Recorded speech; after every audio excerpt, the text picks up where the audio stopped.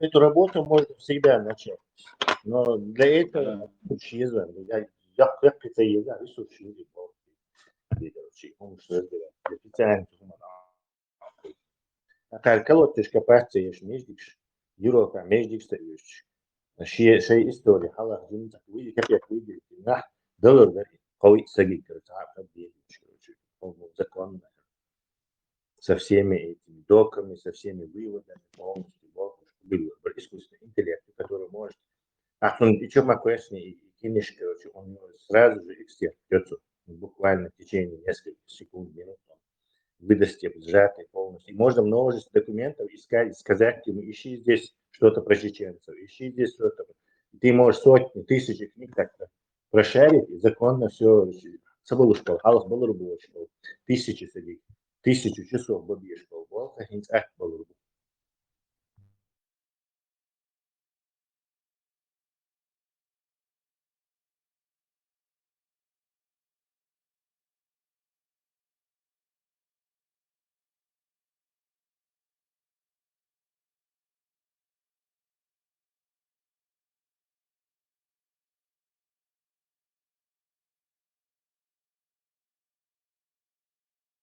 Tesla qeyshu mali sağım qatmıgı.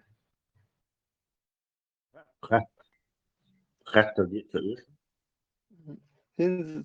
Dünen şu an ugar dik temperatūras, ugar jau qitēl jau gājoši. Milagju 30, moju 30 градус, я 28, хуял я там. 40-50 вообще jau moju atceluši. Dain humana admina. Дуньян 2% суши считается дежду. Идеальным для человеческого проживания называется места вечной весны. Там Гавайские острова, острова Океании, где температура круглый год приблизительно 25 градусов, морской воздух и мозжиш, и чуркшица хультига, потому что ветер с моря их просто уносит, их там нет. То есть паразитчи аттига, и вот вечная весна. Я думал, это какая-то Исландия будет. Нет, Исландии. Доминикана. Нет. В Исландии холодно, ты что? Просто они греются этим. Доминикана. Вулканами греются, у них вся это электричество вырабатывается на этих горячих источниках, гейзерах. Но так там холодно, это северная страна. Tesla hins будущем evdo hins suya kaçın ta nadalur deriz abu albiça. Температура ваяклыш и он далур дуй динанчо. 40 градусов olча, хылмы ез 28 ела, 25 ела işte. Хуял я там цена. Админ сырбу и вая. Глобальное потепление Калабаха. Да. Ну, в данный момент, например, Ирана дермёцун 70 градусов, что мети юг вообще йоу асылыш. Цыган, например, ваяклы админ температура. Короче, так еще проект, что в космосе гигантский, пленочный, зеркало растянуть, тенцаришь, а солнце заслонить. Ген мелдол, больше тень отбрасывает. Мадойца, сунцан и регулировать. Ящи, хамшлилу, но хилез, хуман, рожевиш, берег дуния, да, должен на это работать. У меня лично был тоже способ премии объявить тренерах. Гор Олш, американский вице-президент. Говорится, а вот это голос, будущий вот нет. Все против глобального потепления объявить тренерах. Ну, короче, кто предложит самый эффективный способ. Тогда я тоже услышал это, давно очень было, кстати. И тоже, что, мне тоже в голову пришла идея, как это можно сделать. И это алюминиевый фольгады, кухонный фольгада алюминиевый. Он очень дешевый, его везде делают. Если специальный корабль или корабль, надувать эти алюминиевые шарики фольгой, водородом их накачивать и отпускать. И они будут лететь. Если их много-много, скажем так, вы будете выпускать, то теперь поверхность, то мауёвку отражать или обратно в космос. То есть, если достаточное количество таких шариков напускать, они могут влиять на температуру. Ну, конечно, их надо там. Я как-то слушал лекцию гласиолога, и ну, в целом еще и метеорологов, и этих. И говорят, ну, просто сейчас вот такая рубец на графике, потому что точно Да, такое да, же да. было в Чили. Я рассказывал идею, как охладить землю. И вот так шарики выпускать, вот эти алюминиевые всегда дешевые, ты можешь их триллионы выпускать специально на кораблях, делать установки и накачиваешь, разлагаешь воду электролизом, накачиваешь шарики и пускаешь, короче. Какой эффект от этого будет, я не знаю.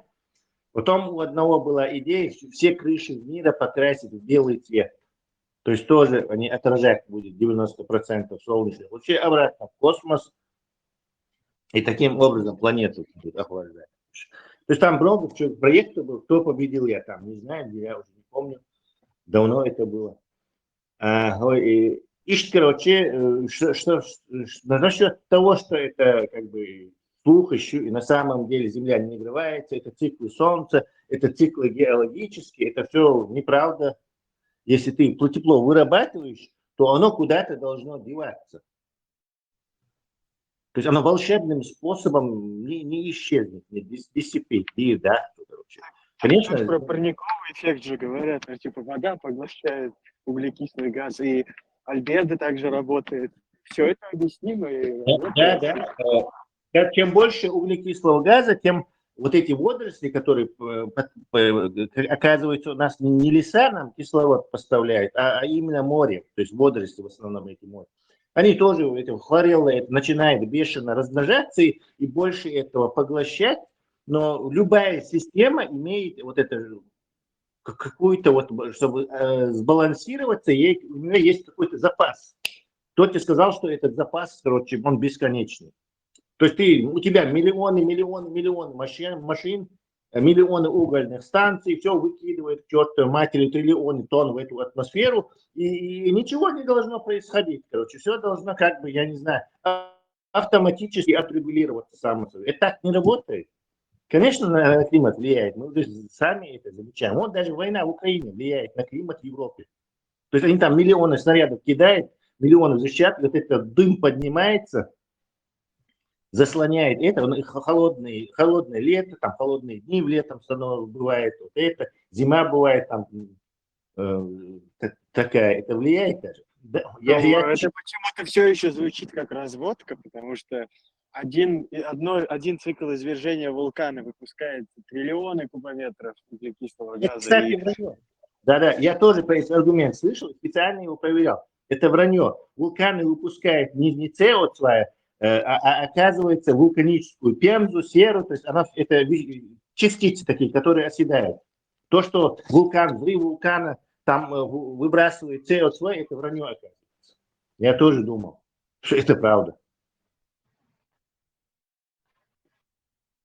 Tesla, mobile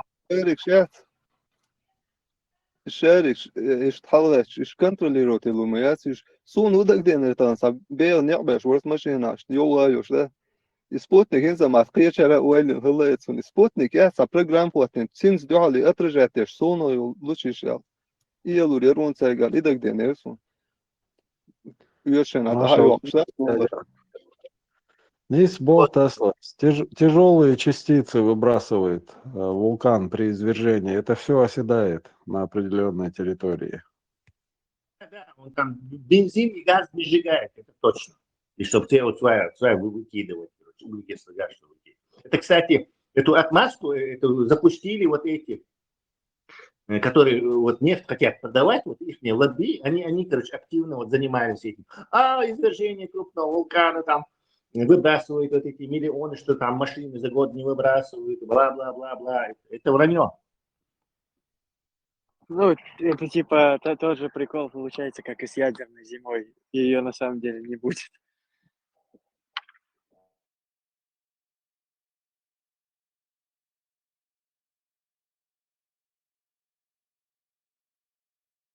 Ядерная зима — это тоже фантастическое преувеличение. Ну вот, что там все заполонится на тысячи лет, солнце не будет проходить. Не, ну почему? Да, как так, авторитетные ученые объясняют, что это просто климатический цикл такой. То есть они объясняют, что и на культурной почве, на основе всех этих, ну, вот глиссиологи особенно, они проходят по пещерам, смотрят, говорят, можно увидеть по разложению, по составу льдов, что такое было и раньше тоже. То есть эти же методы, на чем-то же они основаны, аргументы же их на чем-то базируют. У нас есть вот эти станции в Антарктиде, которые эти пробы льда берут там с километровой глубины, с 500 метров, и они точно нам сообщили, что такого количества содержания СО2 последние 100 тысяч лет не было в атмосфере. Такого ужасного большого количества СО2 в атмосфере не было. Данные у них точные, потому что это атмосферная вода, которая кристаллизуется в лед и становится слоем в Антарктиде. Потом следующий. Они могут по годам так точно сказать, когда сколько было CO2. Ну да, я про это говорю. Ну, понятно. Простите, немного не в тему. До этого великий посланник Аллат зачитывал 115-ю суру Корана. Можно ее как-то в тексте выучить? Читайте ему суру.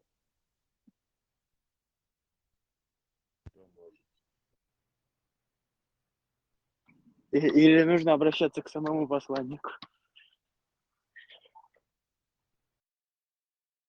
Tesla teicām, kā sniegies. Спрашиваю. His muscle, his halos vai какая-то твърдам. Любой, например, хорбаз, я иткил хорбаз, терзи, да, юзи иткили. Это чуха генесон. И бухт бас, это я хатин вес кезгарю бацин.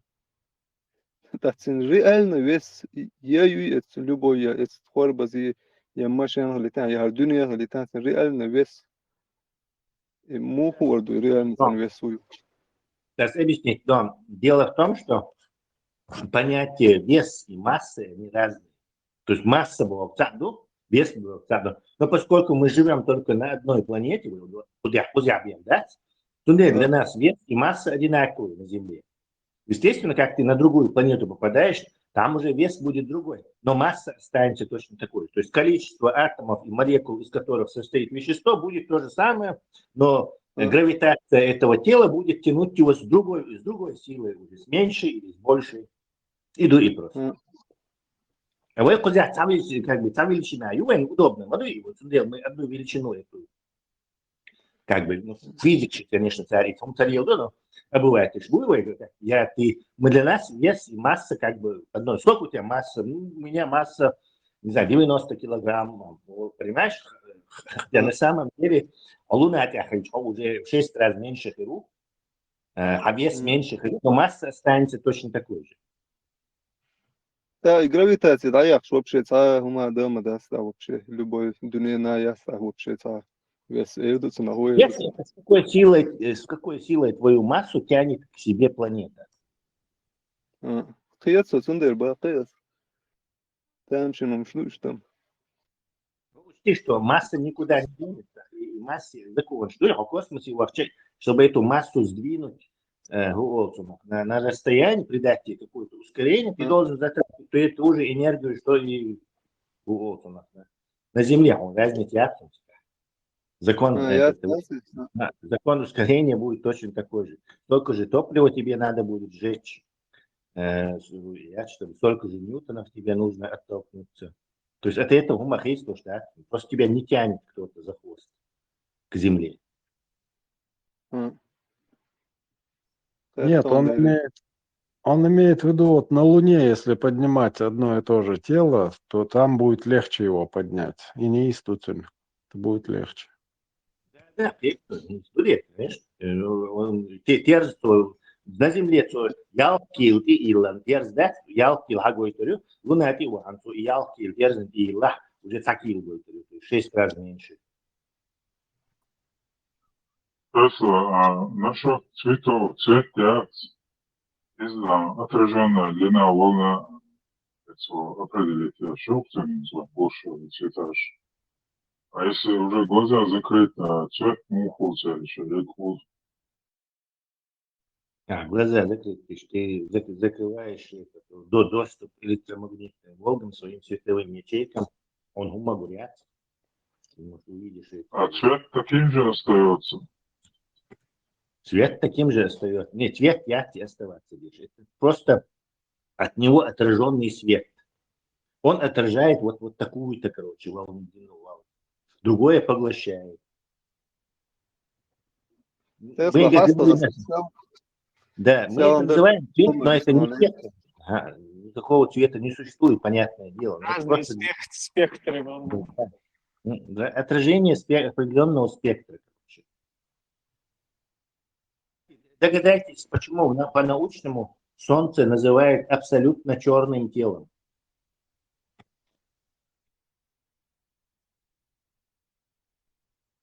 Тесла, izim sāsmāt, цветаж vai мозгу определить или без нас существуют эти цвета?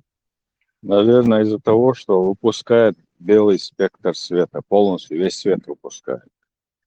И отраженная длина волны, или, например, зеленый спектр, там 550 нанометров, айок волна, то определенный ячейки, что я барчу, и шметтер юахаю. Идем. Это цвет не значит, что твой мозг их придумывает с бодуна, с потолка. Да, у тебя зеленые рецепторы в твоем глазном этом возбудились, и твой мозг прочел эту информацию, вот так воспринял его. И он всю жизнь вот так его воспринимал. Зеленый цвет, Тесла, у меня другой ответ. Давай. Если он погаснет, то он будет черный.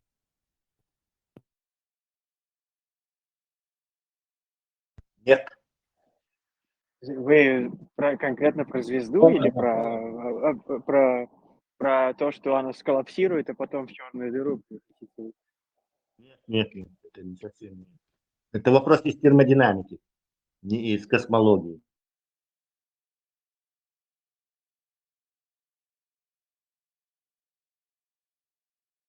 Наша банальная классическая физика.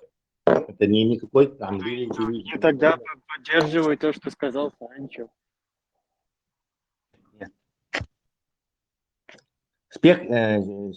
Солнечный Солнце с точки зрения физики представляет из себя абсолютно черное тело. Почему? Думаю, как мы воспринимаем свет. Ну, как вы сказали, определенными рецепторами, которые реагируют на определенную волну. Не, на уровне вот этой отражает там зеленый, на уровне материала. Как волны, наверное. Да?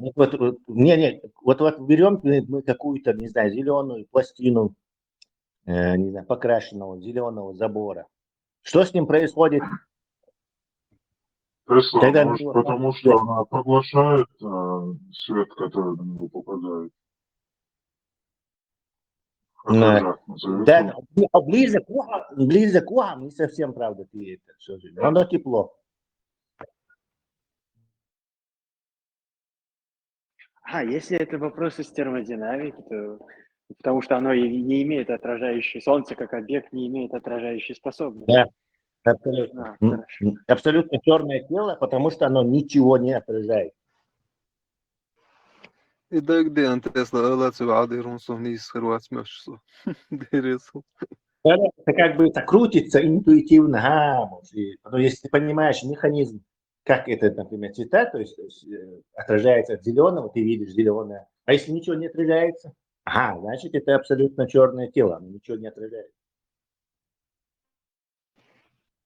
Тесла. Ты не гуглил случайно? Я по лестнице поднимался сейчас, и вдруг щелкнуло. Молодец. Тесла, звук сейчас خبر جديد صرت موضوع ويدوش لو خبر إيش رايش تحت مو يردو سنة Тоже волны, но частота в наших приемлемых этих метрах, там, не знаю, 5 метрах, по-моему. 200 Гц, можно посчитать со скоростью звука и распространения. То есть 300 у метров в света секунду длина максимум. миллионы раз цена меньше, чем у звуковых волн. Но принцип точно такой же. Ты в ушах, у тебя есть определенную частоту настроенную мембране. Она колебается, когда длина волны, примерно от 10 там, не знаю, Гц до 20 килогерц. Вот в этом районе. Все, что выше, там ультразвук, который летучие мыши слышат, или дельфины, которые слышат ультразвуки, он уже все, ты его не слышишь. Tesla. Ты даже можешь эксперимент Ваше поставить. 10 километр. Это телефон, что Хамудов, голос, и доктор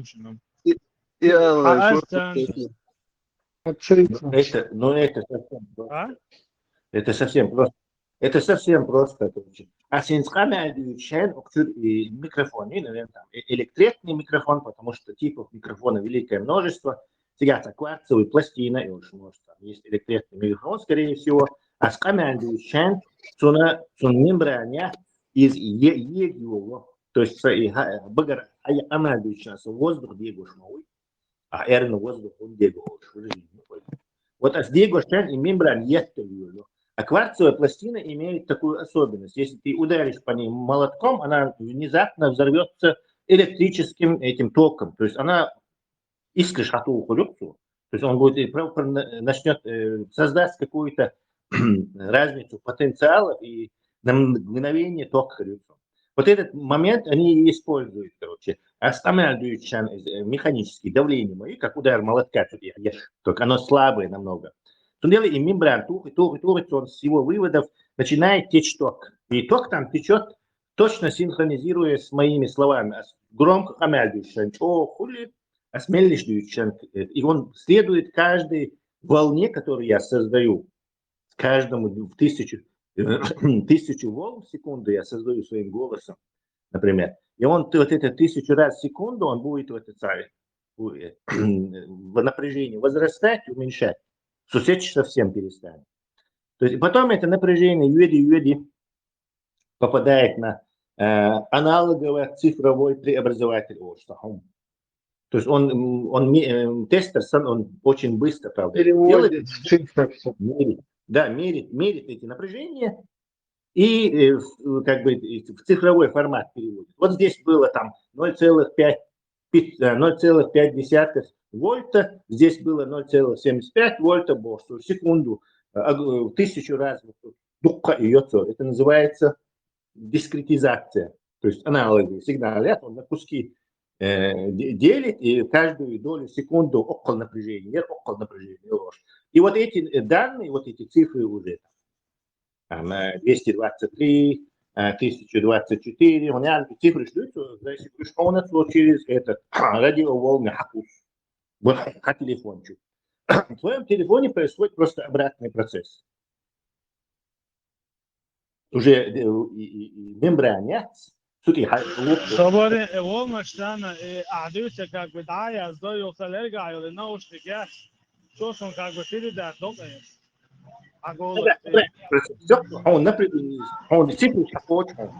Ты получаешь эти цифры, телефон получает цифры, и там уже стоит обратный вещи, уже цифровой аналоговый производитель. То есть он из этих цифр делает, повторяет, это называется интеграция уже, дискредитация, напротив, противоположных вещей. Вот интегратору уже опять и аналоговый сигнал делает. Конечно, он это true аналог сигнала, истинный аналог сигнала, это такой короче, суррогат. Но все равно достаточно, скажем так, для того, чтобы это использовать. Потом и напряжение. Сейчас снова а динамик это как бы катушка, и там тоже мембрана, и ток, он начинает колебаться, и он точно повторяет то, что я говорил на той стороне. لو فوق شيطان بو ابوي شيء صغير كتير قليل ده Тесла. Шайтан, бамбуиз, представь, имел четко, синхронно, ускоренно, молба, сумно, по цифрам, раз, два, бог, что, значит, я. Ураньше, Тесла. Слушайте. А устройство, процессор, свой цифры пропускает, все, их короче. А устройство теперь увеличил Тибрем, ну передатчики. цифраш, волнаш, это понятно, но со голос тина, прям от дюч легче, он передает, дешь лучше со голос Не, ну для особо, для особо Юх, тех, а кто... наушник, что, юх передает, то он يقول بقى, короче, да, то шوات, и сумма, ты А голос характеристик мой, вот какая разница между моим голосом и твоим? А с Амянду, у меня какие-то другие частоты, а у тебя чуть-чуть они другие. И для нашего уха воспринимает это как некую амплитуду, частота и характеристик. Что и голосовая. Они у тебя другие, чем у меня. То есть механическое строение, голосовой связки. Нету одинакового. Голос-то разных, и душу интересно. И голосовая связь разных. Потому что не может быть ничего одинакового. Даже говорят, нет одинакового. Да, ты горши термо, то он лелеу, татер, роутеса. Не, модулировать точный человеческий голос, если придраться. Его вопросы, подожди, он по-чеченски спрашивает, мешает язык. А у тигров тоже еще и характеристики есть, и свои голоса есть. Ты просто их не можешь различить. Хорошо, но массу тигры, татер мои голосовая связь. Или серия. Однищи, татер, я сам ищу тигра. У кого-то тигра будет. У какого-то тигра будет. Тесла. голос, ты что-то четко ясно, короче. Я чувствую, со стороны самого сотагрит, пецан, хезо. Это его пьечуация, вот короче. Испал мой замок. Это четко ясно, целое.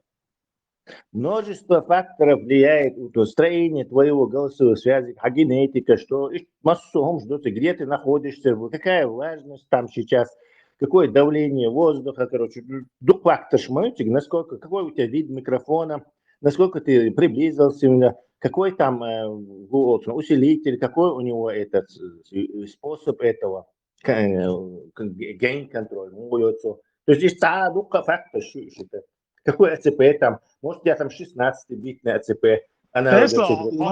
Вот и французы, як полностью наел пойду. Тесла, он экстраверту или интроверту? У меня практический вопрос, можно? Экстраверту, интроверту, ладно, интроверт. Ну, а голос экстраверт, и сам моду это четко, это ярко. Экстраверт, саху ты ищешь. Отводи ребят.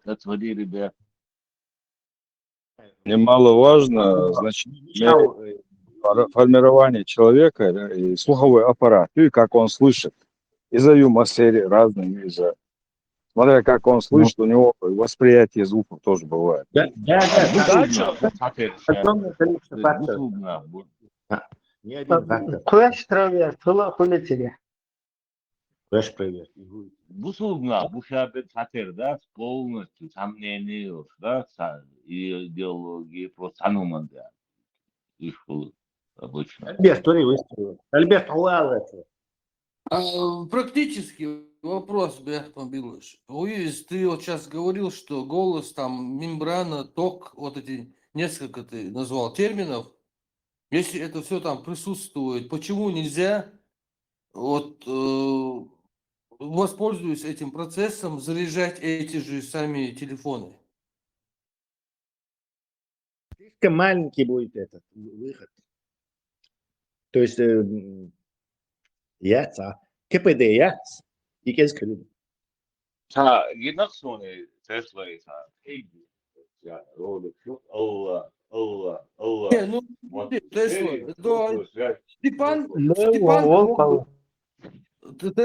Степан же смог бы заряжать телефон? Да, Степан мог бы, наверное, но Степан на Мабати. Кстати, если ты не знал, в 50-е, 40-е годы были так называемые детекторные приемники. То есть батарейка и наушник ты вот это конденсатор небольшой, проводочек ты, короче, ставишь и все, и можешь слушать радио. Так, например. Длинноволновое, средневолновое радио можешь слушать. Вообще дочка из-за синки боты, цейтусы, диайоки, амелгер, так дочь, им не. Ну, Sonam телефон. son dag do esam. Dag do son hulahan Tesla vai radio šeit ir čācā dižurni radio škalarako. Inaga uz bolba šo cagu boš oveš. Un sasēč cuču deštol amel hazarахсон som цет лаохан. Же pat пон сан амел дирахошм cuču мохиларам цагасон. Да, Лурдуха. Рабочий цагу бош овеш. Я сижу. Вау, камера, смотрю, чудаш. Я знаю голос сосед на вас. Худу тебя, да, звук птица твоглар, та, гейл, хазарак. Потому что любой динамик, он превращается в микрофон. То есть обратно. То есть, видишь, он милицейский ряд, и вот ты в руке держишь, там один и тот же динамик используется, как и микрофон, когда ты говоришь, и тает кнопка. А когда ты спускаешь, он становится в динамиком и тебе уже с тобой. Потому что это тот же самый принцип. Есть мембрана, есть гона, катушка, есть разница. И вот тот же эффект был и у вас. Постоянно ток, видите, по-моему, 15 вольт было вот этих радио советских в домах и встроенных. И когда ты говорил, и радиочур, и динамик, он как микрофон модулировал твой голос по проводам, а там уже демодулировался у твоего нароста. Такой побочный эффект был. Ну, его же опыта волю. Главное, я слышу его цуцучу камедаш. Эс камедаш, цунца хазарка, это. И енду, и енихду. Ну, хазчот, хазар, цвет нейрон, представь, сумхам, ходить, шари, лауана, сдич, мухаронер. Я говорю, он совочур, таца далерчен, вот цунчу даштек, а хазар, я поменялись, и он тоже слушал там. Хазар, да, докум, цвет, лирсовет, бокала. هو راديو شيتر وخلو شهلاتش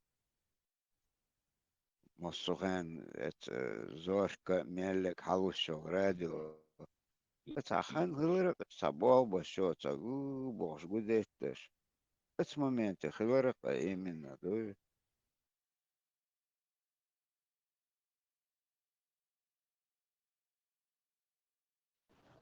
Связь ясна. Сам гатита. И связь ясна очень. Лошо вистру, что мел гейн да урьёшь. И хайон мел гейн велч вистру лурвачи. Конец я видите. Это зависит, это зависит от того, на какие волны ты используешь, какой мощность передатчика, какая чувствительность твоего приемника, тоже там индия фактор, какую связь даже ты используешь, цифровую или аналоговую. Цифровая лучше далеко бьет, чем аналоговая помехче. То есть адук фактор, это слишком это такой общий вопрос. Одноватный передатчик, например. Он свой связи, он собой инопланетян, беш. Он свой нюкай расстояние, волша, пауза, волша, хазмахазой. Почему оттуда не могут сигнал яхтина в каком-то 70-м волша, солнце ответ дать, может быть там этот ответ больше. Почему связь стоялась в Америке, хочу отцу 9 тысяч дистанцию волшак, а мне даже паузы, махазон волшак. Абаки мелховое радио изобрести на Земле. Радио нам уже по крайней мере. Ну сколько, скажи мне? Плюс-минус 10-20 лет помогается. Не, плюс, конечно. Слухай, на шуметная штука, Вселенную. Не, я ему хочу сказать, что его вопрос там нелегитимный. В радио изобрели там, ну, лет 120, скажем так, 120-130, если мы возьмем первые эксперименты. Радио 130 световых лет, yok расстояние. Галактика 100 тысяч световых лет в диаметре. 100 тысяч. А у тебя тут всего лишь 130 световых лет. Ну, если это взять этот радиус Ю, а диаметр будет в 2 раза больше, ну пусть будет 240 световых лет. 240 световых лет войну, ну, несколько тысяч звездных систем, говорю. И шансов, что там обязательно какая-то разумная жизнь окажется, ну, не такие же высокие. Не факт, правда, что они там окажутся, но, а может и не окажутся. То есть, конечно, через миллион лет там уже гарантированно наши сигналы дойдут до всех, кого можно в нашей галактике. Tesla SDV шварсин космос иш дают шири сигнал, например, телевизор шо хошол передачи лай радио свет сол вед саниц холсосан всегда кайчул ладу ю хажлыр варсо хажвол передача сока. Дают шири, но тоже там специфика есть. Ну, говорят, что даже чуть-чуть и шум, и просто рандомный шум, чуть-чуть даже выше уже обработать цифровой сигнал. Агучах еще. То есть наше радиотехническое дело на Земле настолько продвинутое, что даже мы можем соседние звездные системы сигнал уловить его и на фоне шумов его, короче, детектировать, усилить и прочесть проблемы акции, проиграть, прочесть, посмотреть. Вот, если какие-то очень продвинутые цивилизации, я думаю, они могут и, не знаю, в радио, сигнал, и сотен лет. И такие, я по нему еще вот это видео делал, китайские. Там как раз проблема, что малых бац, оно же постоянно излучает в разном там диапазоне. Юпитер тоже мощнейшее радиоизлучение. Они как бы типа мешают, и поэтому инопланетяне там не могут наши эти передачи там, смотреть, короче. Она телескопом отправляет сигнал, чтобы каким-то способом чтобы он прошел этот электромагнитный барьер, скажем так. Электромагнитно-волновый барьер прошел, короче.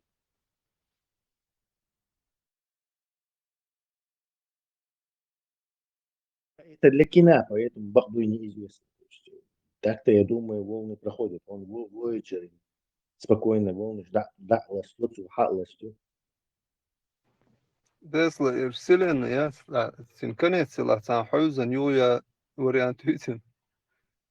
Конец Вселенной, это как вот, Земля находится на черепахе и окружена стеклянным небосводом. Из этой серии конца Вселенной быть не может. Юбош, дают сунаться, это юэл хаста хуйхата жворси. Конец Вселенной. Кстати, вот Джеймс Вебб вообще Ахтимадина последний. Он поставил ступить всех космологов, всех астрономов, всех ученых, которые с этим делаются. Он увидел другую Вселенную. То есть наша Вселенная, оказывается, не одна. То есть, как бы о Вселенной в кавычках олахуется, так-то Вселенный Бог. Все, что есть Бог. Галактики гуляются, кластер галактический, огромный, по кластерам делится. Вот оказывается, он вот где-то заканчивается, и там вдали есть еще такое же Вселенной. Они нашли какие-то, и галактики Джеймс Вебб. Им только что вышли.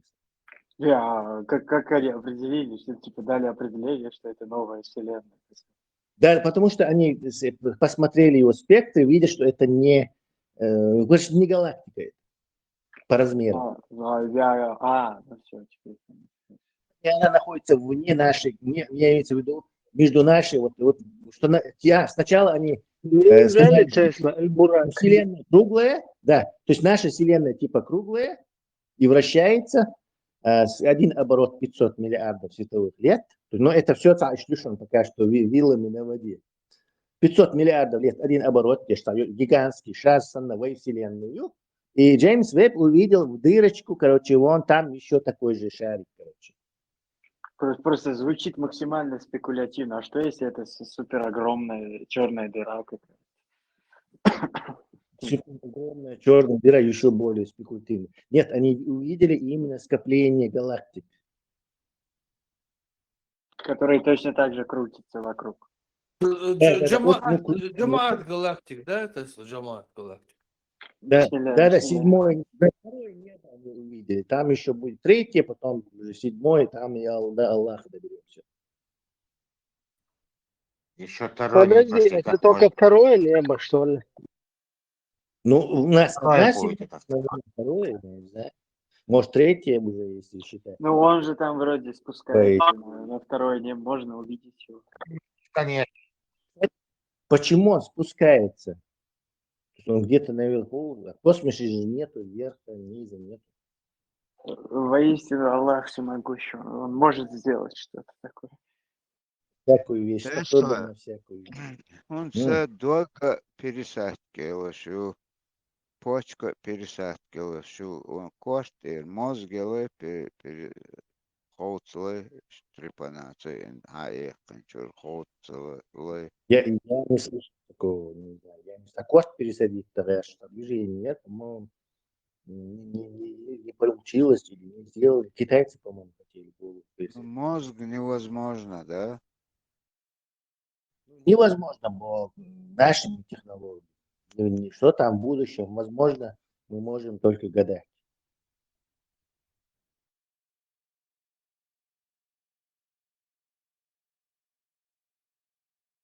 В связи с развитием искусственного интеллекта, есть ли вариант создать копию себя, цинцани камелдеша полностью хайдыктин дадуйцуш, хай копии ищут ештану. Было бы интересно это обсудить. Я думаю, можно, но все же на это потребуется какое-то время, какие-то научные прорывы, достижения. А так, даже От себя цифровую копию добавлю, тебя, Тесла. наверное, Ищи нейронная активность делится определенным образом. Цикбалбеш мою. Ну и Оухал процесс. Это невозможно этого добиться вообще. Многомиллиардные процессы нейронной активности. Пока невозможно. нынешними технологиями нет.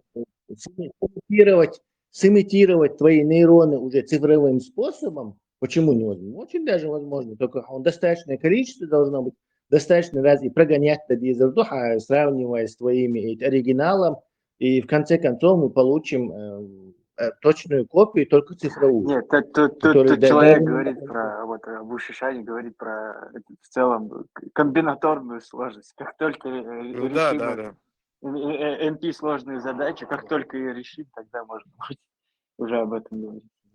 Понятное дело, что это сейчас недоступно. Но теоретически там нету никаких этих, не знаю, волшебства там не, ну, чтобы дело. практически инженерно это реализовать, нужно решить сначала. Ну, представьте себе 86 миллиардов нейронов. Вот, из них какие-то там стимулируются разных структурам мозга. Ты знаешь, что чат GPT сейчас у него параметров 3-5 триллионов. Ты знаешь, сколько серверов на это обходится, на все это, понимаешь? Вот здесь разница в том, что человек хочет просто скопировать себя, и ему придется столько бабла в это валить просто. Технически, при помощи. А мы говорим, возможно ли это вообще? Ильич, думает, возможно ли это вообще? Я думаю, возможно в будущем. Никаких проблем с этим, проблем сейчас. Причем мы можем файн-тюнинги, то есть тонкую настройку сделать, чтобы он точно проверять. Каким образом можно скопировать вот одну нейронную активность в мозгу, которая происходит у человека, как-то цифровую ее создать? Ты в физическом виде говоришь. Чаклава Тесла. Да, давай. Да, я говорю чисто Мы даже не знаем, тебя. что такое сознание. Ну, о чем? Да, программно тебя скопировать. Понимаешь, программно. А нейрон какой-то предел халиальштар выстрелил до синапсов. То есть какой-то что-то. То есть тебя программно можно вот имитировать. И программно разговаривать, чат GPT, ты можешь говорить, и чат GPT может говорить. И мы можем этот чат GPT мурыжить, его перестраивать, добавлять параметры, умопостижимые вещи над ним делать, чтобы он точно говорил то же, что и ты. И даже посадим вас в Но это разные все равно комнаты. имитация, это не так, как у нас происходит. Дай договорить. Посадим вас в разные комнаты, и он будет точно такие же воспоминания, как ты, иметь, и точно так же отвечать, короче. Имитация, конечно, мы же говорим про копию, оригинала там по-любому не будет. То есть имитация, речь идет как раз-таки об этой имитации и идет. Какая тебе разница? Ты будешь в цифровом виде существовать вечно, вернее, твой двойник. Ну, в цифровом виде это нельзя вот имитировать, чтобы это стопроцентно была твоя копия. По-другому все работает. Нейробиология, нейрофизиология, все это взаимодействие твоего тела с мозгом, там гормоны, нейромедиаторы, все прочее. Это нельзя сымитировать на простом там компьютере, не знаю, тысячи серверов там, наверное, понадобится, чтобы одну копию создать. Нельзя понять. На простом нельзя. Речь идет о непростом компьютере будущего. На простом нельзя, я согласен. На непростом можно. Что мешает? Любую симуляцию любых физических процессов ограничивает только ресурсы. Все. Ничего больше не ограничивает. Ну, тут уже теоретическая математика помогает. Есть реально невозможные симуляции, которые, пока даже с теорией вычислений... Опять-таки привязывается к нашему этому, к нашей бедной данному моменту. Сейчас мы можем просимулировать, не знаю, таракана можем просимулировать, но постоянно растет вычислительная мощность, растет, и когда-то появится такая вычислительная мощность, что можно будет человека просимулировать. В чем там проблема? Там нету технической проблемы. Проблемы нет, просто есть вмешательства. Фундаментальные преграды. Нету там допустим, задачу камевояжера не решить просто наращиванием вычислительной мощности. То она просто нерешаема, потому что у нас нет математического аппарата, чтобы к ней подойти. Когда Тесла говорит, и кто-то вмешивается, его микрофон полностью затухает. И чак валитиш, дайте ему договаривать. Мысль он не успевает договорить, что дикса голос.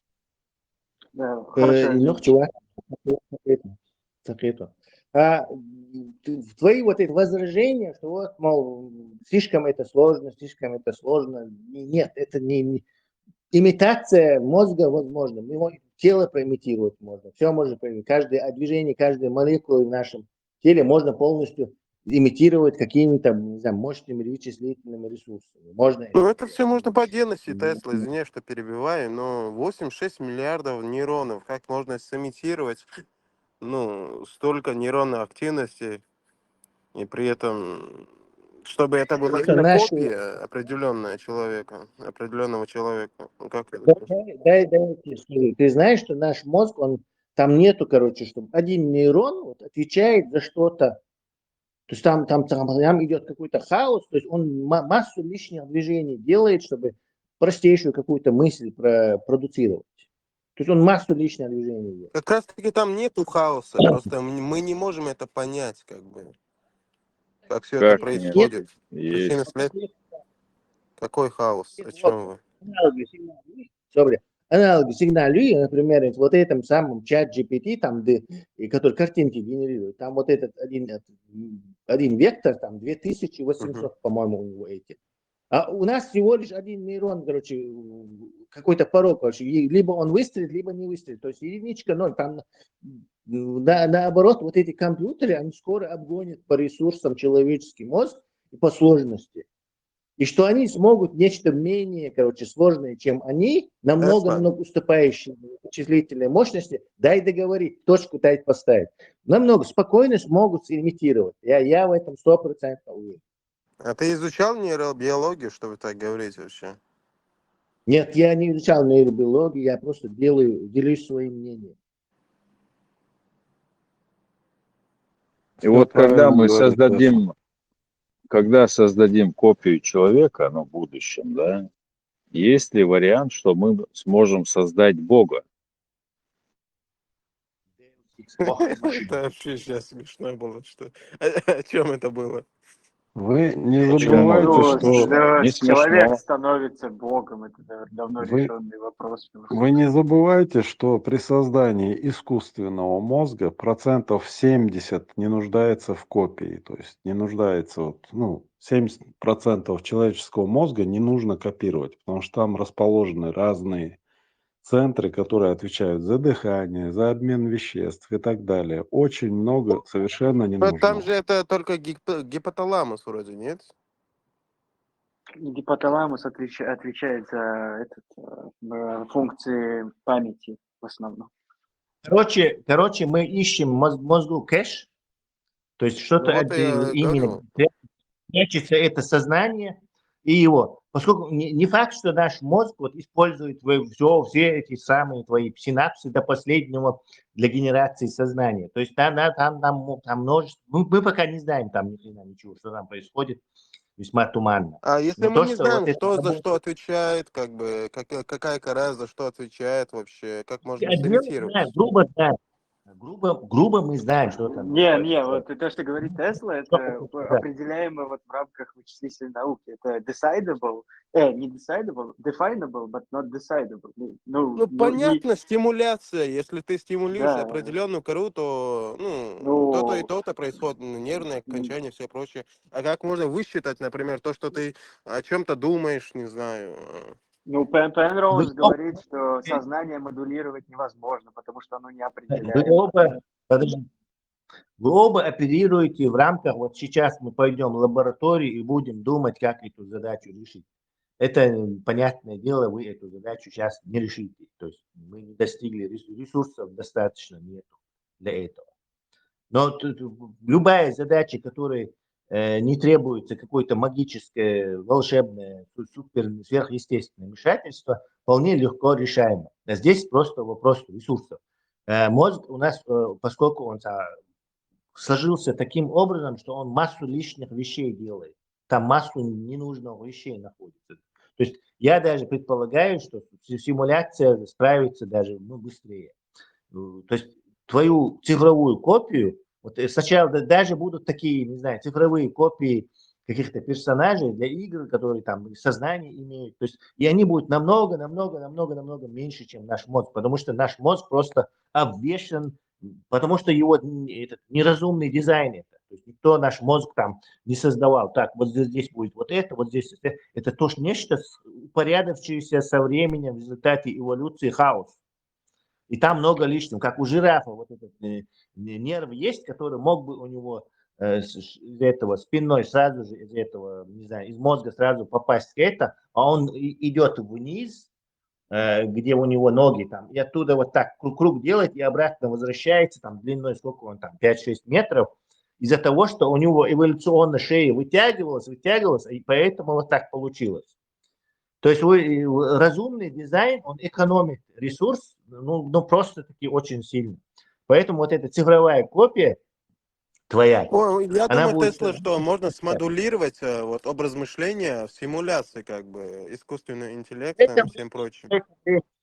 Об этом речь. То есть моделировать тебя, и можно fine-tuning делать. То есть тонкую настройку потом делать, чтобы он точно делал, что и ты. То есть мы меняем какие-то его параметры, мы можем в секунду триллионы раз менять эти параметры, чтобы твои ответы совпадали. Вот ты меня не дослушал, все время перебиваете, чтобы твои ответы совпадали с егошними. Вот я тебя сажаю в комнату, стенка здесь, а там твоя цифровая копия, короче. Мы занимаемся тонкой настройкой. Вот я тебе напиши, короче, не знаю, что ты в детстве там Можно чувствовал, просто какой-то виртуальной это. симуляцией это Ну все опять сделать, ты понимаешь? говоришь, дай закончить, поставлю. Дай закончить. Я тебе даю бумажку, ты что-то пишешь, короче. И вот эта цифровая копия должна точно то же самое написать. Я его параметры, это же машина, мне же не нужно его, как бы, болтики там крутить. Там это специальная вот эта штука, сервера будут его гонять по этой, пока он напишет именно то, что ты миллион раз, триллион раз его проканает его, понимаешь? Полностью перестраивая эти весы, переключения какие-то, делать, чтобы он именно твои синапсы, короче, сымитировал. И в конце концов вы будете одинаковые ответы давать уже с точностью, там, не знаю, до миллисекунды. То есть тебе пришла в голову в данный момент какая-то мысль, короче, я не знаю, поесть мороженого. И тот тоже напишет то же самое. То есть мы получим абсолютно цифровую копию. Тесла, а мысль же в подсознание сразу же приходит. Да, Нет? да. Мы получим твою абсолютную копию, не занимаясь какой-то хренью, ища куда этот синапс, туда, сюда, он подключенный там. Это какой-то механически это повторить пытается. Понял теперь? Тесла, вот ich Deutschдала, что думаешь насчет нейролинка, как бы? Илон Маск ешься имплантат щук. Ну, это наука все равно будет этого. Прорыв есть, в каком есть, там парализован, нахрен уходит. Возможно, они там еще поглубже в кортекс зароются и могут людям какие-то эти картинки показывать, как и бывает в этих Ну да, фильмах. зрительную кору вот можно стимулировать, там Да. показывать что-то, не знаю, виртуальную симуляцию какую-то создать. Но это не факт, с их технологией пока еще можно это или нет, короче. То, что они там Да, эти да, вроде и мышкой, раньше можно было просто стимулировать разные коры мозга. не, картинки пока никто никому не показывал. Есть вот Ладно. это. Есть вот это для слепых еще, они специально этим занимаются, там какие-то, Ну да, любой там участок. просто стимуляция происходит. Это не то, о чем я говорю. Просто неработающая кора какая-то там стимулируется. Ну, я знаю, есть австралийская компания, которая через вот эти сосуды мозга добирается, они, по-моему, покруче, чем этот нейролинк. Пока что нейролинк это чисто для парализованных, чтобы они могли мышкой двигать, там свой экзоскелет какой-то носить, там ходить. Пока что он для них. Tesla tamam hatta yazıyı diyen şey. Öyle ders ve kör çayız öyle koy. Zaten öyle işte. Kör çay yaşıyor diye sa izu ne hayo şu diye hunda yaz.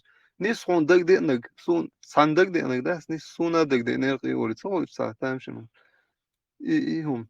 Ne sandak de son dag de ne olsam ne olstu izdag de so ne alakalı çoğu. Sen bagar dolu. Это информация, что не центр, hayo olsun. Ну, это может быть и действительно что-то телепатическое, короче, потому что со мной тоже такой случай был. Но, скорее всего, постоянно хотят общаться, у вас происходит обмен, и у вас одинаковые мысли возникают. Он, Ибраим, это политическим делам постоянно мелше, мне и ему там задержкой в секунду одна и та же мысль приходила. Да нет, можно считывать, о чем ты думаешь, вот в коре головного мозга. Тот же нейролинк это делает, просто... Тесла, а может знаешь, это там... джин на двоих? Да, возможно, он забирается. То тебе забирается, шипнет что-то, потом не перебирается, тоже шипнет что-то. Как раз Абу Шишан, дело в том, что я не знаю потенциал этого нейролинка. Я вот смотрел, Ну вот я вижу пока вот что там никогда... большой потенциал. Инсар из стимуляции я счел, считывать я счел активности нейронной. Вот тот же кора головного мозга, игра шло, шорх парализованный. Адам Нерцика, силой мысли. Он двигает мышкой. Не двигает. Я вот эту... Там считывается активность нейронная просто. Да, я это имею в виду. Он считывает, он представляет, и мышки Да. там Вот о чем я говорил. считывает. Сила И мысли. Бог, что я не говорю. Подожди, дай договорить. Я не говорю, что он двигает мышку, короче, мозгом. Короче. Понятное дело, что по-другому. И электронной частью я могу вполне представить, потому что это моя профессия. Короче, вот именно с этим связано. Ну там же, по сути, просто нейроимплантант считывает эту активность, нет? Дай договорить. Хетсо, короче, но они смогут картинки какие-то, не знаю, которые этому человеку кажется, считывать с этим нейролинком или более продвинутой версии этого нейролинка. Пока я пока вижу там довольно-таки примитивное пока что-то.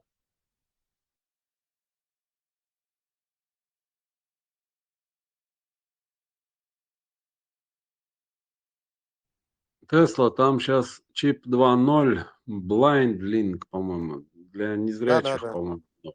Вот это уже, да, что-то серьезное. Это что-то.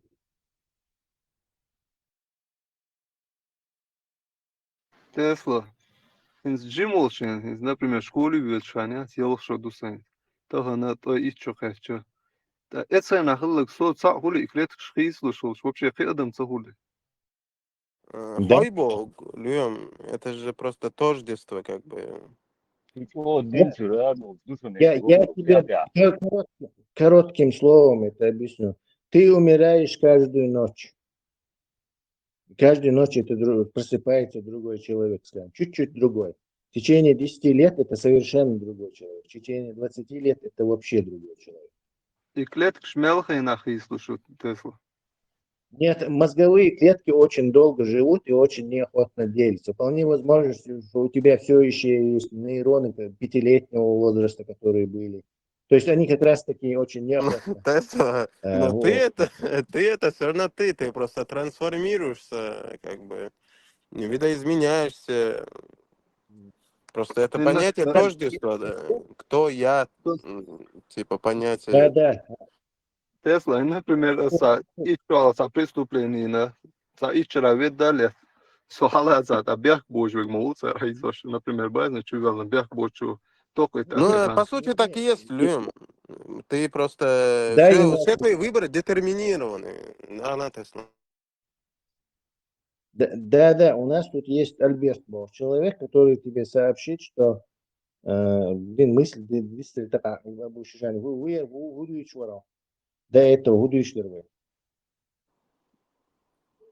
Это этот самый детерминизм, который... Детерминизм. Все. Что я Бог. У тебя вообще нет согласно детерминизму. Он, Альберт, тебе это подтвердит. Не избахаясь, Альберт? Наверное, условно. Ладно, Тебя вот я Бог. Куза, ушел Альберт, просто хорошо? это... Сообщи ему, что его согласно детерминизму его вообще нету. То есть он говорит, я Бог. Но его-то нету. Ну да, как бы свободы воли нету было.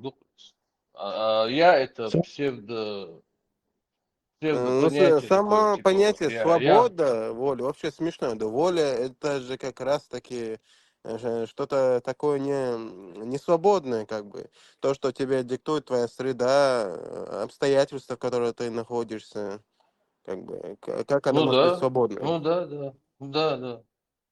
да. Ну вот это же понятие свободы воли и предопределение. Свобода Представь, мы воли. тут разговариваем, и на самом деле это не мы разговариваем, получается, так, Альберт? А кто мы? Ты это твой организм, как бы, твоя мозговая деятельность, то, что ты впитал в себя от среды, как бы. Подожди, я же детерминирован, то есть то, что я говорю, уже это как бы курс этого невозможно не изменить, абсолютно, вне нашего контроля. Ну да. Да, в результате нашего общения возникают новые факторы, но они тоже детерминированы. То есть не детерминированы. Ну да, причины следствия, Как любой гуман. Нету случайных событий, как бы. Да, долго. Как из этого выйти, Возможно ли вообще из него выйти? Существует ли недетерминированность вообще? Ну, квантовая механика, Ами, Вола, Тесла, там есть теория хаоса шадек на уровне атомов. Не знаю, может быть. Опять теория. Именно, мелодия. Механик. Абу Диджани. Абу Сидяни. Квантовая механика по лбу. Недавно Нобелевский лауреат, и квантовый механик по лбу Аль-Сабини видео, Сабини. Суть опасный наду Тесла. Сьогодні там был. Милубар, что видео, Милубар, Сагадакса. Сабина Хассель Хофербош, там немецкий физик. Ага, хорошо, Барков. Тесла, а что опасный жизнь Барасом, да, сегодня юж хотел там был. Да. Вопросу, кто говорит. Есть тело, да, которое тленно. И есть вот эти миллиарды, так сказать, нейронные связи. Где эта душа, где эта мысль возникает? Она же не в теле возникает, а в этих именно связях она возникает. Так, Ну, душа это просто понятие тождества, сознание, человека, тело, мозг, нейронная активность. Просто мы все равно приходим к тому, что языковой системе евреев шайл тождество, свое образное мышление, шаек и понятие шари, просто на ассоциативном ряде дарится образ мышления юкойса. Процесс. Что Можно важнее? процесс. Тело важнее или Абстракт. вот эти связи важнее? Ну, все важно. Масу, ты богога, я богога, и понятие юкойса штука как бы. Вот мы про создание, Я ой, чуть-чуть создание, по-другому. про копию говорили, создать копию. А копии определить, даже сейчас может GPT, допустим, так настроить и поставить какого-то, ну, в курс дела не вводить какого-то человека, а очень да, допустим, в печатном режиме, да, он будет с ним разговаривать, он не сможет определить, человек это или кто. Так, у нас вопрос Альберт, возникает, в какой момент мы поймем, что мы создали копию или симуляцию или что? Альберт, ты прослушал весь этот, как мы это самое проверим и копию, как копия будет действовать, цифровой аналоги. Ты прослушал все это. Ну, Поэтому кстати, сейчас. к вашим словам, Тесла, Андрей Карпати как раз это и говорил недавно. Типа, нужно уже не в сторону наращивания нужно идти, так как плато уже достигнуто.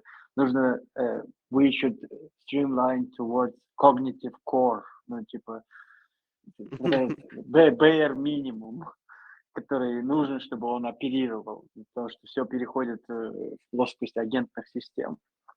Так что, чтобы этот Я тоже считаю, что сымитировать разумное существо у нас уже есть достаточно ресурсов. Просто вопрос, как бы это все хозяйство применить. Тесла, а что такое разум для Поэтому себя? Можешь поподробнее? да, это такой хитрый вопрос, короче, разум. А вот Я сымитировать 1,5 миллиарда человек, то, что заявляют люди, что 1,5 миллиарда, сейчас вообще легко, потому что они одно и то же говорят. Первым будет сымитирован будулак, обычный, встречающийся в природе обычный будулак. А зачем нам этот будулак? Их же много, Тесла. Чисто для Ага. эксперимента. Потому что Для, начинает же для чистоты эксперимента. Ну, там уровень IQ слишком маленький, но легко сымитировать все это, да? И разум, Бог, чего интересный вопрос, ты? Вот как определить, что каждый из нас разумен? Я думаю, не разум был интересно, а сознание именно. То есть consciousness audit или sentient. То есть и осознание, и разумный наблюдатель. И, короче, удивительное, что мы до сих пор не можем никак, короче, осознать, понять. Может, просто мало у нас информации. Есть люди, которые продвинулись в этом вопросе осознания. Не столько разум, а вот это сознание.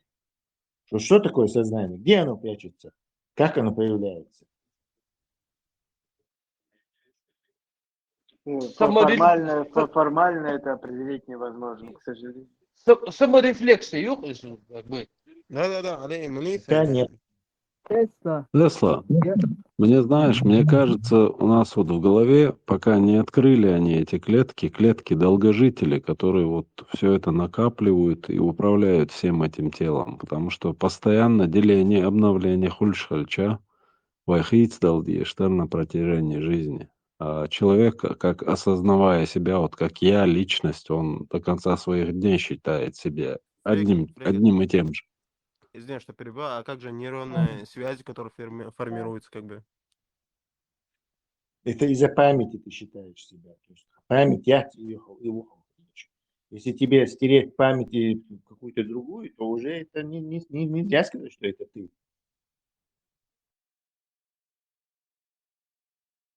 Tesla in the the search das новый Photoshop هو AI улицу. Вот и что да. И что мы холкой кверчата, цол жизни что надо картин шоуша то цель все, что хочешь, да, это процесс и есть разум. Сознание, хотела сказать. Да, сознание. Как-то у тебя слишком туманно. Как ежик в тумане, мы не видим пока ничего понятного в этом. Вот общим, разным. А вот конкретно, как механизм сознания возникает, как он действует, что это вообще такое? француз, вот картинг шахир, вот насчет ассоциации, он любой сам догдошей надо в подсознании, не знаю. И гекпакам кул, как бы, за эти функции отвечают нейроны там. Абу Шишани, мне пришел в голову интересный способ узнать, что такое сознание. Но Да. когда мы спим, сознания же нет у нас. Оно отключено. Почему отключен? Мы же видим сны вроде, нет? Сны мы видим очень короткий момент. А без снов волшебно. Все сознание отключено. То есть какую-то сны это на грани пробуждения, там какие-то секунды это происходит, говорят. Нет, включено, а вот другие отделы мозга работают там. То есть именно из сознания показывает, что нам нужно взять два слепка мозга, например. Когда ты спишь и когда ты бодрствуешь. И выяснить разницу, в чем разница. И мы таким образом как бы уменьшим вот зону поиска этого самого сознания ускользающего. Да я думаю, ученые давно это сделали. Просто нам нужно поизучить нейробиологию и все прочее. Тесла, сколько нужно... Сознание пока что загадка. Тесла, сколько нужно создать денег, чтобы создать лабораторию, вот именно вот эту тему изучить? Вот, допустим, собрать чеченских энтузиастов и вот лабораторию. Да. Бесплатно акция дальше балбербо. Да. Просто имел акции на оборудование, там, вот, примерно, она доступная сумма будет или как? Чтобы вот, изучить это все. Чтобы тайны мозга как бы расшифровывать. Есть, допустим, там, мне кажется... предложите, момент, сон явный, вот ответить, короче. Ты задал вопрос, жди, пока я поставлю точку в ответе. США, короче, о мозге хирургическими инструментами говорят, то есть это будет чисто такое абстрактное исследование на статистике, на этом, на таких опытах Ахмабата. Просто можно сосчитать нейронную активность теста и соответственно. Во сне, например, ФМР сканинг там по приливу крови. Глубоко под кортекс мы не лазим, он и липучками общается. Да, ну это тоже. Ты все равно там много чего не знаешь. Рассчитывать, я же знаю, что Тесла в таком случае. Поэтому нам придется этот вопрос абстрактно крахти, короче. То есть я с методом ойла-еш, короче, разгадать механизм, не имея, короче, скажем так, прямого доступа. То есть и наши, короче, подтверждению, то есть духовство есть, наши подтверждения мы можем... Тесла освещал нейролинки как раз вводятся глубоко, помимо коры головного мозга. Это разный отдел. Тонкие, как меньше человеческого волоса, тысячи этих электродов, они их туда, чтобы не повредить мозг, туда запускают, все понятно, у них там воспаление один раз было. Это происходит. Что поделать? Я про лабораторию не в привычном смысле, там, устане, деха, души. Нет, я имею в виду ученую лабораторию. То есть, там, берем подопытного какого-то человека, он спит, изучаем, датчики ставим, зафиксируем, там, всю эту базу данных создаем. Короче, до этого такую лабораторию, чтобы выяснить. Это как бы на мышление и он загадки. То есть мы должны этот механизм догнать путем рассуждения и статистические данные собирать. Разные данные собирать, то есть нам не нужно лазить в мозг, там что-то делать, это, короче, чисто экран щупать и симулировать это на компьютере, как бы вот эту работу вот этого делать. То есть там не должны какие-то особые деньги для этого делать. А Тесла, смотри, вот интересно себя мозг вообще ведет. Ты замечал, возьмет полностью привычка, как ты поступишь, как ты какой Подсознание. рукой дверь откроешь. Вольно, Освободи. Полностью хавоешь уклон. И вот, допустим, ты вот сейчас просто элементарную вещь делаешь, допустим, идешь в магазин за хлебом, у тебя вот возникла необходимость. И вот этот процесс, он будет в точности выполнен в соответствии с твоими характеристиками. Плюс-минус там, да? И вот тут, короче, мозг может что делать? Взять и со стороны наблюдать вот за собой же, как ты это сделаешь. Сдается мне, ты там что-то перебрал дальше. Нет, ага, перебрал, ему даться, я это не усложняю. Ты вот как наблюдатель, да, наблюдатель, уже ты вот сам, Абстрагируешься. да, абстрагируешь и со стороны наблюдаешь за своим же процессом, за собой же наблюдаешь, зная, как ты себя поведешь, просто берешь и наблюдаешь, ты знаешь конечный результат. Я не знаю, как тебе удастся так абстрагироваться, чтобы наблюдать за шизофреником, мы видим полностью, чтобы так раздвоиться. Но что это тебе даст? Конечная цель какая у тебя в этом опыте? Нет, просто это, я говорю, способность, самого мозга способность абстрагироваться. Да, просто это сложно. Просто ты знаешь себя, и ты знаешь, как себя ведешь, и просто берешь и наблюдаешь со стороны за своей жизнью вообще. Альберт, Вот так. Вот так те я. же медитации. Он только постфактум Постфактум, да, только можно вот это да. сделать. Ну, ты, короче, что-то сделал, ты говоришь, да, я вот так и должен был сделать.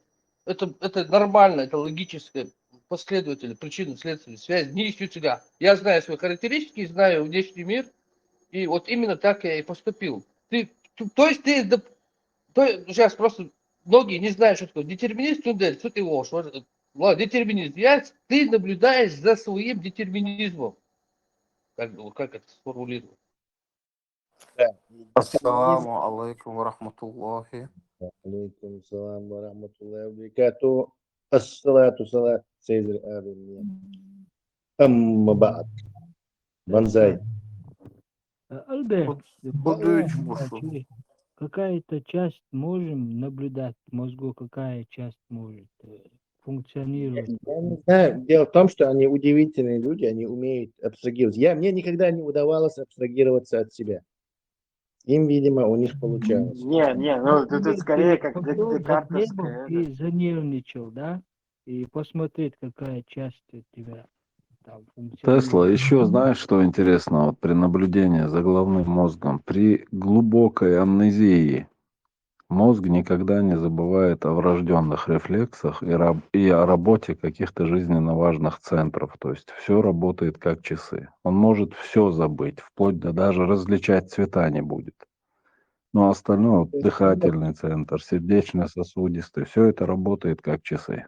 Дышать тоже забывают люди. Есть такая болезнь. Ну, болезнь, скажем так. А видишь, и лобные доли, что и гамма, и абстрактные. Возможно, там прячется это сознание, поэтому. Ну, конкретно, если человек занервничал, то это гиппокамп. Людей ставили в такое положение, когда они нервничают, и кровь проливает, и электромагнитная активность в области гиппокампа, лимбической системы, сзади затылка, вот примерно в той области вся эта активность проявляется. Если такие... У нас есть древний, так называемый древний мозг, куда все это прошито на уровне инстинкта. Да, это там на автомате все тоже, работает. да, там и Сильный мозг. Да. Кто-то говорил про рептильный мозг. В новостях написано, что сирийские боевики атаковали российскую базу Элдутигядин. И это Турция борется вот за эту базу. Будешь, Шорш, подначивать Бешберш. Вроде бы через Трампа, через вот этот Катар, Гаспи сумели эту базу отстоять и уломали вот этого Джулани на то, что Америка снимет санкции Сирии, что базу как бы это вот, оставит русским. Они же продали ее саудитам. Собордеев, смотрите, что написано. Все трое погибших, нападавших, были гражданами Узбекистана, не признающими новое правительство Сирии. Во-во. Да. Потому что новое правительство Сирии в обмен на снятие санкций от Трампа дали разрешение на русским дальше свою базу. То есть, пожалуйста, представьте, насколько там это лапа наших друзей Натаньяху и Путина. То есть Джулейни, он как бы официально не против присутствия вот этих российских военных. Не все. Он, может, и против был, но он дал разрешение, вернее, дал согласие на снятие санкций. То есть санкции с него сняли. Вернее, Сирии сняли. Вот сегодня Европа сняла с Сирии все санкции. То есть Он в ответ на это разрешает российским базам там, военным там базироваться. Да. Потому что Трамп, видимо, это просил. Больше никакой там не может быть это. Какая Трамп база? просил за Путина. Хмеймим. И морская база, скорее всего. Потому что это единственное. Тартус, да. Тартус дали? Тартус испорченная, а Хмеймим это авиабаза. Да, а морского продали этим саудитам. Как бы это, Катар, не саудитам, по-моему, Эмиратам или катарцам, которые как бы какой-то русская будет, вот эта эрзац-фирма будет управлять этим через это. Иштаномери, на это все как раз то, что мы говорим про Трампа и про эти дела. То есть, чтобы народ как бы успокоить, чтобы они прямо директ раз лей, там будет какая-то прокладка в виде ближневосточного этих, который будет русским позволять это делать. Что они там делают. Заправляться там, ремонтные службы, корабли, там все, Средиземное море.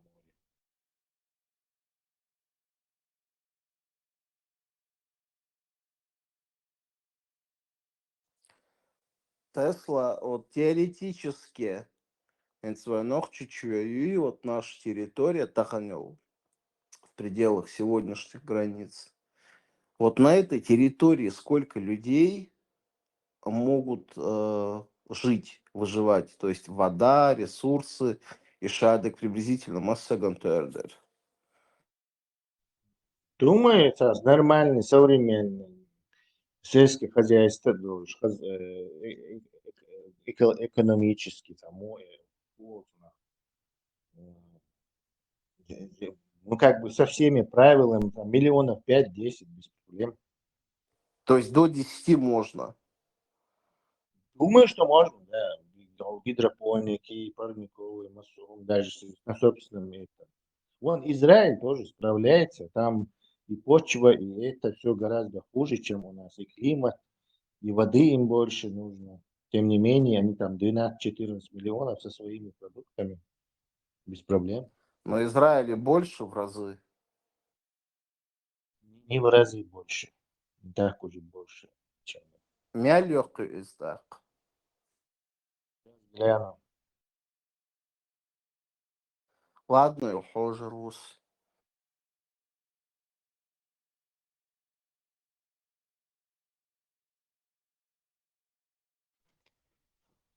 Теперь нам конец, ребята. 22 тысячи квадратных километров, а у нас 17 тысяч километров.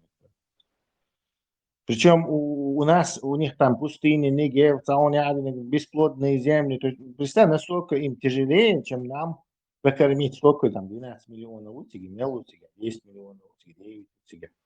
Точно не знаю, но что-то в этом районе.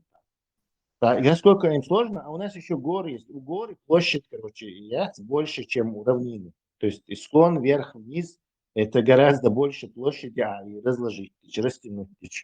То есть в этом смысле они почти что такие же, как и мы, и при этом ухитряются в пустыне морской вода опреснять, кормить 10 лимонов то. То есть не проблема, по-моему. Тесла, объясни мне одну логическую цепочку, то есть не логическую цепочку. Азербайджан дружит с Израилем, так же? Дружит с Израилем. Что? Так, Израиль не дружит с Ираном. Так точно. Да, и вот теперь я читаю новость на днях. Азербайджан и Иран провели совместные учения. Это как понимать? Значит, подружились. Израиль как отнесется теперь? Ситуация в динамике, она меняется. У Азербайджана, несмотря на то, что те военные легкий контакт, что они покупают у Израиля, те беспилотники там по лицензии делают, эти там автоматы, пулеметы, ракеты. Ну, то есть военные еще те, стосунки еще те связь. Но для абсолютный, для, скажем так, союзник и абсолютный друг, это Турция и Азербайджан. А Турция сейчас Израиль не очень любит. Поэтому и, естественно, в Азербайджане вот эти стосунки с Израилем тоже понижаются там, понимаешь? Поэтому почему бы нет?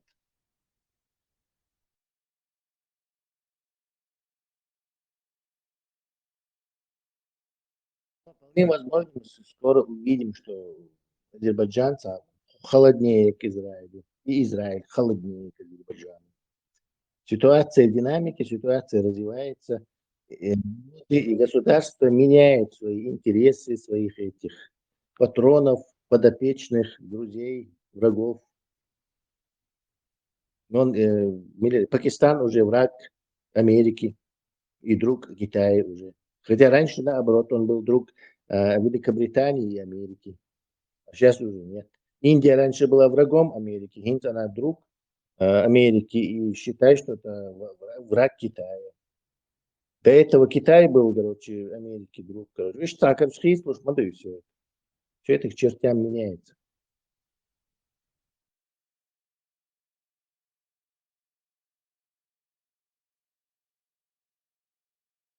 Не, я думаю, надо, чтобы все человечество приняло ислам, тогда борт харбу масери.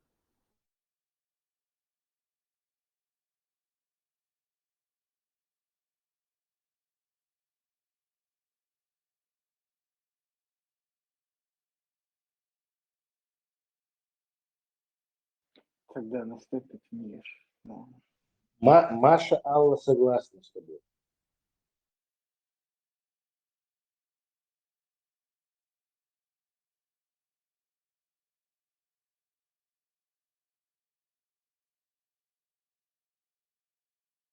Только там проблема какой именно? Первых солях самый натуральный, самый истинный.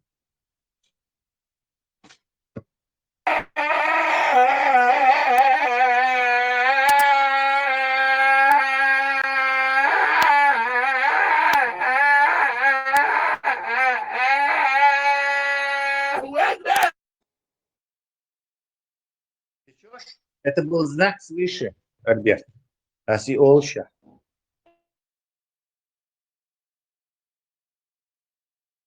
Я думаю, самый чистый ислам это у Костецкого. Я за все годы, сколько я видел, это самый честный последователь ислама. Мусульманин.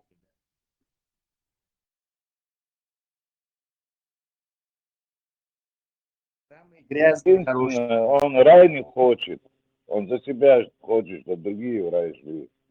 Это мусульмане.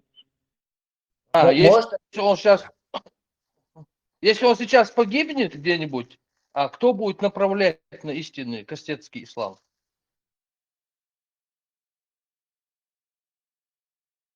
Халифу направят в выходишь, вариант. Наиболее близок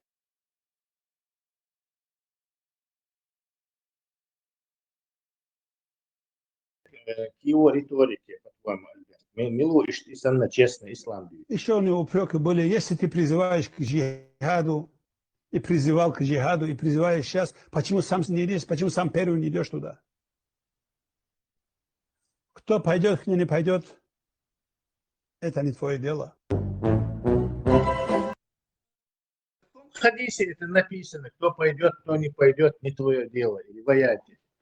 Почему он бухабоч, камер,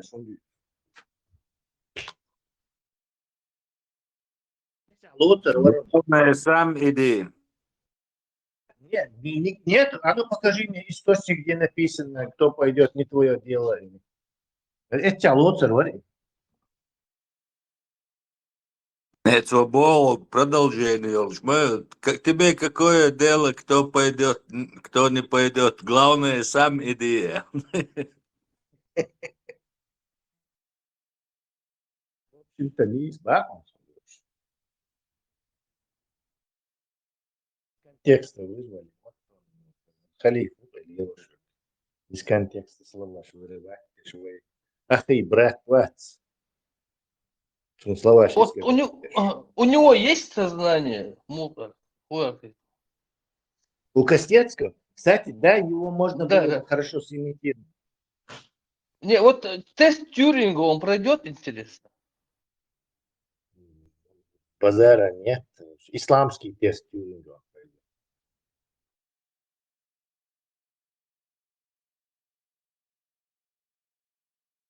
Это какой-то особенный тест Тьюринга? Я не понимаю. Абу Тьюринг пойдет. Абу Тьюринг.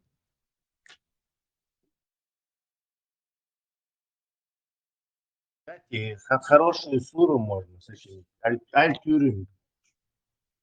Аль-тест Тьюринга. Объясните, это ислам, дыход, да, не все знают, что это. Или тест Ибн Тьюринга.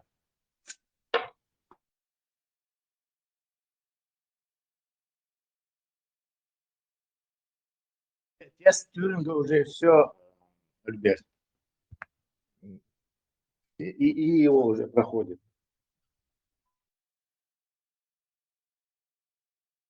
Другие способы узнать, выяснить разумность машины. Или ее сознание, самосознание.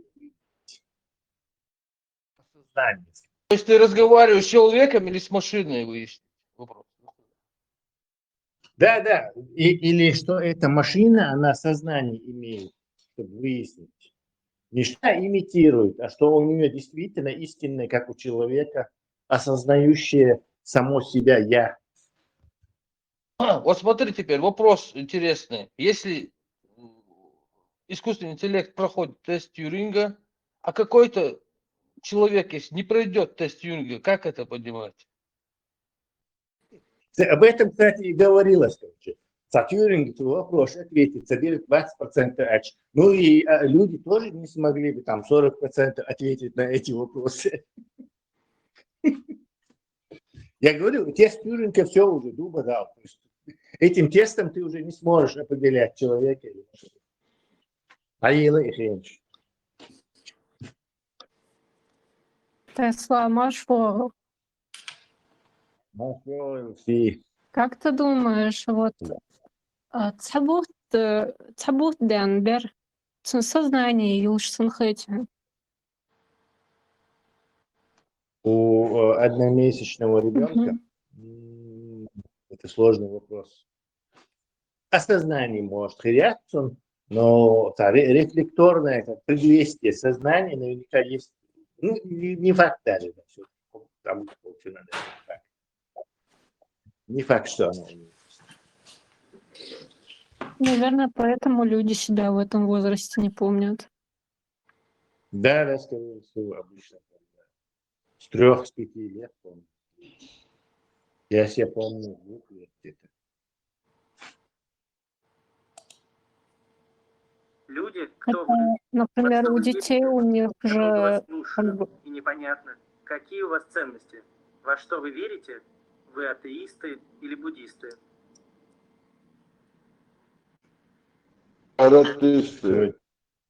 Кто это разговаривает? Таким Джин хоть механическим. сюда. Джин это был или кто это? Не вижу. Механическим голосом. Да. мистерного Джина.